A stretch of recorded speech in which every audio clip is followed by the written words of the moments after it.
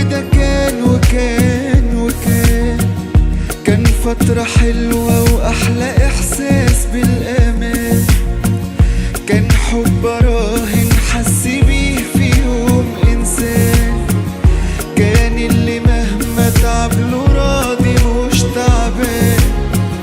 توأم إيه كان حبيبي وأنا اللي حلمت وفاجئني في نص الحلم. نهاية غريبة وما تنفعش حتى الفيلم. ده مفيش حدوتة حب تعيش بطلها طلع جبان. وده كان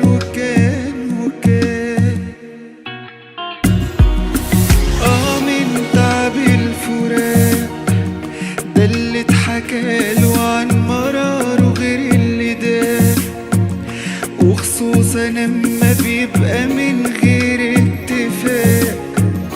مش سحر حد ينام بجرح ويصحى فاق. وانا مش بنسى وده عيبي، وانا اللي حلمت وفاجئني في نص الحلم.